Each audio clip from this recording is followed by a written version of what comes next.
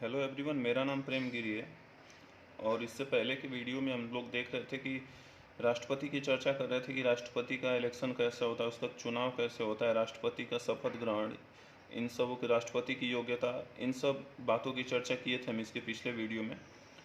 हम पिछले की वीडियो में एक पॉइंट देना भूल गए थे चुनाव से रिलेटेड, जो कि राष्ट्रपति का चुनाव है वो कौन करवाता है। तो राष्ट्रपति का चुनाव है जो वो निर्वाचन आयोग के द्वारा करवाया जाता है, इलेक्शन कमीशन ऑफ इंडिया के द्वारा करवाया जाता है राष्ट्रपति का चुनाव। और यहाँ इलेक्शन कमीशन की बात हुई है तो जो इलेक्शन कमीशन को देख लेते हैं कि जो इलेक्शन कमीशन है उसकी स्थापना 25 जनवरी 1950 को हुई थी। और 25 जनवरी को नेशनल वोटर डे के तौर पे मनाया जाता है, नेशनल वोटर डे। 25 जनवरी को नेशनल वोटर डे मनाया जाता है। तो ये राष्ट्रपति का चुनाव किसके द्वारा करवाया जाता है, ये पॉइंट हम भूल गए थे पिछले वीडियो में, उसको हम अभी कवर किए हैं। आगे जब हम राष्ट्रपति से संबंधित जितने भी प्रश्न हैं उसको करवाएंगे तो इन सभी बातों की चर्चा फिर से किया जाएगा कि राष्ट्रपति का इलेक्शन कौन करवाता है, राष्ट्रपति की पद कहाँ से लिया गया है, इन सब बातों की चर्चा हम उस क्वेश्चन में, जितने भी क्वेश्चन होंगे उसमें देखेंगे। यहाँ पे हम अभी बात करते हैं राष्ट्रपति के कार्यकाल की, कि राष्ट्रपति का कार्यकाल कितने वर्ष का होता है। जो राष्ट्रपति के कार्यकाल की चर्चा है वो अनुच्छेद 56 में किया गया है, आर्टिकल 56 में। और जो राष्ट्रपति का कार्यकाल होता है वह 5 वर्ष का होता है, उसके शपथ ग्रहण करने के दिन से ही 5 वर्ष का होता है राष्ट्रपति का कार्यकाल। अगला पॉइंट है कि राष्ट्रपति अपने पद पर पुनः निर्वाचन के योग्य होता है। यह अनुच्छेद 57 यानी आर्टिकल 57 में दिया गया है कि जो राष्ट्रपति होता है वह अपने पद के लिए दोबारा निर्वाचित हो सकता है, यानी री इलेक्शन हो सकता है प्रेसिडेंट ऑफ इंडिया का। ऐसा कोई बात यह नहीं है कि भारत का राष्ट्रपति केवल एक बार या फिर 2 बार के लिए भारत का राष्ट्रपति चुना जा सकता है, निर्वाचित हो सकता है। उसकी इच्छा के अनुसार वो कितनी भी बार इलेक्टेड हो सकता है राष्ट्रपति के पद पे। आगे देखेंगे कि जो राष्ट्रपति है वो अपना त्यागपत्र उपराष्ट्रपति को देता है, वाइस प्रेसिडेंट को देता है अपना त्यागपत्र राष्ट्रपति। आगे हम चर्चा करेंगे वेतन की, कि राष्ट्रपति की जो सैलरी है वह कितनी है, राष्ट्रपति को सैलरी कितनी मिलती है। तो जो राष्ट्रपति को सैलरी है वो 5 लाख रुपए मिलती है 7वें वेतन आयोग के बाद से, यानी 2017 के बाद से 17 से राष्ट्रपति की जो सैलरी है वो 5 लाख रुपए मिलती है। और जो राष्ट्रपति की सैलरी है वो भारत की संचित निधि द्वारा दिया जाता है उनको, यानी कि कॉन्सोलेटेड फंड ऑफ इंडिया के द्वारा उनको प्राप्त होता है उनकी सैलरी। यह आगे एक पॉइंट लिखे होंगे, राष्ट्रपति अपने वेतन पर टैक्स देता है, यानी इनकम टैक्स देता है राष्ट्रपति अपने वेतन पे। यह बड़ा ही विवाद का मामला हुआ था, क्योंकि कुछ समय पहले राष्ट्रपति रामनाथ कोविंद जी का स्टेटमेंट था कि जो राष्ट्रपति का आय होता है वह सबसे ज़्यादा होता है, 5 लाख रुपए होता है, लेकिन वह उसका कम से कम 2,75,000 रुपये के आसपास वो अपना टैक्स पे कर देते हैं। ऐसा स्टेटमेंट रामनाथ कोविंद जी का था। तो इस पे बहुत भी विवाद हुए थे कि राष्ट्रपति का जो पद होता है उसके वेतन पे कोई टैक्स नहीं लगता है। ऐसे बहुत लोग इसमें कंफ्यूज होते हैं कि राष्ट्रपति जो है वो अपने वेतन यानी इनकम पे टैक्स, अपनी सैलरी पे टैक्स देते हैं कि नहीं। तो हाँ, जो राष्ट्रपति हैं वो अपने सैलरी पे भी टैक्स देते हैं राष्ट्रपति महोदय, इसमें कोई इतना कंफ्यूज होने वाली बात नहीं है। आगे हम चर्चा करेंगे इम्पीचमेंट की, महाभियोग प्रक्रिया की, कि राष्ट्रपति का जो महाभियोग है वो किस प्रकार होता है। तो राष्ट्रपति का जो महाभियोग है वह अनुच्छेद 61 में यानी आर्टिकल 61 में मेंशन किया गया है कि राष्ट्रपति महोदय पे महाभियोग की प्रक्रिया किस प्रकार से चलाई जाएगी। तो यह एक अर्धन्यायिक प्रक्रिया है, जो महाभियोग की प्रक्रिया है यह एक अर्धन्यायिक प्रक्रिया मानी गई है, जो कि अमेरिका से अपनाई गई है। और ऐसा कहा जाता है कि संविधान के उल्लंघन होने पर राष्ट्रपति पर महाभियोग की प्रक्रिया द्वारा उन्हें हटाया जाता है जब वो संविधान के उल्लंघन करते हैं। संविधान का उल्लंघन का अर्थ है कि संविधान का जो उल्लंघन है इसका परिभाषा, मतलब संविधान में, इंडियन कॉन्स्टिट्यूशन में ऐसा कुछ मेंशन नहीं किया गया है कि संविधान का उल्लंघन है उसकी क्या परिभाषा रहेगी। इसका सामान्य भाषा में समझ सकते हैं कि संविधान का उल्लंघन अर्थ कि कोई भी ऐसा कार्य जो संविधान के कानून, नियम कानून के विपरीत हो या उसके अधिकार में ना हो, संविधान के नियम कानून जो भी है उसके विपरीत कार्य कर रहे हो यानी, तो उसको संविधान का उल्लंघन माना गया है। तो संविधान के उल्लंघन होने पर महाभियोग प्रक्रिया चला के राष्ट्रपति को हटाया जाता है, जो यह प्रक्रिया अमेरिका से लिया गया है।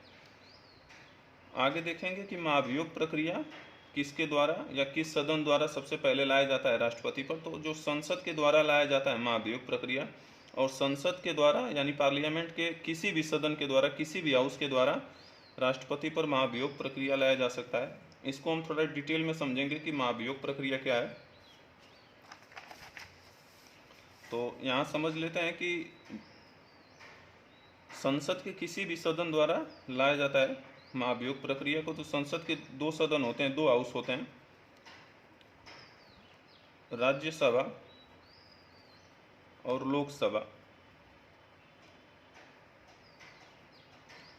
ये दो हाउस हैं पार्लियामेंट के। तो सपोज करिए कि किसी भी सदन द्वारा लाया जा सकता है, राज्यसभा या लोकसभा द्वारा। तो सपोज करिए कि लोकसभा द्वारा लाया जा रहा है महाभियोग की प्रक्रिया। तो सबसे पहले जो महाभियोग की प्रक्रिया है, इसे प्रारंभ करने के लिए 1/4 सदस्य की हस्ताक्षर चाहिए होता है, यानी 1/4 मेंबर्स का सिग्नेचर चाहिए होता है, तब ये प्रक्रिया स्टार्ट होती है। यानी महाभियोग की प्रक्रिया शुरू करने के लिए जिस भी सदन से शुरू हो रहा है उसके टोटल मेंबर का 1/4 मेंबर का साइन चाहिए होता है, जो कि 25% साइन चाहिए होता है टोटल मेंबर का। और इस प्रक्रिया को एक सदन में पूरा करना है, यानी कि महाभियोग की प्रक्रिया पारित जब करनी है, तो पारित करने के लिए वह प्रक्रिया यानी कि वह महाभियोग की प्रक्रिया को पास करने के लिए 2/3 मेंबर का साइन चाहिए होता है, तब जाके यह पास होता है, पारित होता है।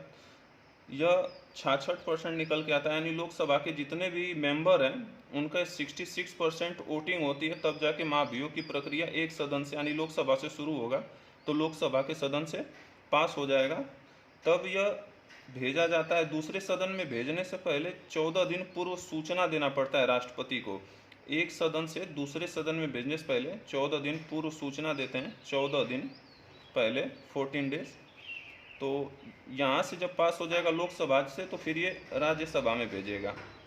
तो राज्यसभा में भेजने से पहले 14 दिन पूर्व राष्ट्रपति को सूचना देते हैं। इन 14 दिन में राष्ट्रपति के पास समय होता है, प्रेसिडेंट के पास, कि वह अपना पक्ष रखें कि नहीं यह भूल है, महाभियोग प्रक्रिया मतलब संविधान के उल्लंघन पे चलाई जाती है। तो राष्ट्रपति महोदय ऐसा अपना पक्ष रखेंगे कि नहीं, हमने कोई भी संविधान का उल्लंघन नहीं किया है, और यह इनको 14 दिन का मौका मिलता है अपना पक्ष रखने के लिए। वह अपना पक्ष रखने के लिए संसद में खुद भी जा सकते हैं या अपने द्वारा चुने गए किसी प्रतिनिधि को भेज सकते हैं, किसी भी कैंडिडेट या वकील को भेज सकते हैं अपना पक्ष रखने के लिए। फिर राज्यसभा में जब यह पास होके जाता है यहाँ से लोकसभा से, तो यहाँ भी 2/3 मेंबर का वोट चाहिए होता है, जिसके लिए महाभियोग प्रक्रिया को पूर्ण करने के लिए। अगर यहाँ से महाभियोग प्रक्रिया 2/3 वोट से यानी 66% वोट से पास हो जाता है, तो राष्ट्रपति को अपने पद से हटा दिया जाएगा, यानी इस्तीफा दे दिया जाता है, हटा दिया जाता है राष्ट्रपति को अपने पद से। यह जो प्रक्रिया है अधिकतम 6 महीने के लिए होती है। अब 6 महीने के अंतर्गत ही राष्ट्रपति का दोबारा से इलेक्शन करवाया जाता है, और इस 6 महीने के अंतर्गत जब तक राष्ट्रपति का पद खाली होता है, उपराष्ट्रपति पूरा कार्यभार संभालते हैं। राष्ट्रपति का वाइस प्रेसिडेंट पूरा कार्यभार संभालेंगे। तो ये जो पूरी प्रक्रिया है यही महाभियोग की प्रक्रिया कहलाती है, इम्पीचमेंट कहलाती है। यहाँ पे कुछ पॉइंट्स भी लिखे गए हैं, इसको भी हम देख लेंगे। जैसे कि एक सदन से दूसरे सदन में भेजने से पहले 14 दिन पूर्व राष्ट्रपति को सूचना देना पड़ता है, और जिस भी सदन से शुरू किया जाता है उसका 1/4 कैंडिडेट का सिग्नेचर चाहिए होता है, तब वहाँ से शुरू किया जाता है। और इसको पास करने के लिए, महाभियोग की प्रक्रिया को पारित करने के लिए, पास करने के लिए 2/3 मेंबर का साइन चाहिए होता है, और यह अधिकतम 6 महीने के लिए लगाया जाता है महाभियोग का प्रक्रिया। आगे हम देखेंगे, यहाँ पे 2 नोट लिखे हैं कि पॉइंट है ये राष्ट्रपति के महाभियोग से, राष्ट्रपति से संबंधित। तो यहाँ पे लिखा है राष्ट्रपति का पद, पोस्ट ऑफ द प्रेसिडेंट, जो पोस्ट ऑफ द प्रेसिडेंट है जो यूके से लिया गया है, यूनाइटेड किंगडम से, और जो महाभियोग की प्रक्रिया है इम्पीचमेंट ऑफ द प्रेसिडेंट वो अमेरिका से लिया गया है। यह क्वेश्चन ध्यान में रख लीजिएगा, अक्सर क्वेश्चन पूछते रहते हैं कि राष्ट्रपति का पद कहाँ से लिया गया है, तो लोग कंफ्यूज हो जाते हैं, राष्ट्रपति को पद अमेरिका से मान के उसको टिक कर देते हैं, लेकिन नहीं, राष्ट्रपति का जो पद है वो यूके से लिया गया है और महाभियोग की प्रक्रिया अमेरिका से ली गई है। तो आज हम देखें कि राष्ट्रपति पे महाभियोग की प्रक्रिया कैसे चलाई जाती है। इसके पहले वेतन की बात किए थे, तो आज के लिए इतना ही। बाकी अगर ये आप में इस पॉइंट में कुछ भी महाभियोग में कोई भी प्रॉब्लम हो या कोई भी डाउट हो तो आप हमें कमेंट कर सकते हैं, कमेंट करके बता सकते हैं, या फिर कोई भी पॉइंट मेरे से छूट जाता है तो उसे आप कमेंट करके बताएं, हम उसे नेक्स्ट वीडियो में एक्सप्लेन करने की कोशिश करेंगे। और जब भी हम राष्ट्रपति का आगे वाले दिन में क्वेश्चन कराएंगे, राष्ट्र प्रेसिडेंट से रिलेटेड जितने भी क्वेश्चन है सब कराए जाएंगे, उसमें कोई भी क्वेश्चन नहीं छूटेगा प्रेसिडेंट से रिलेटेड। तो आज के लिए इतना ही, धन्यवाद।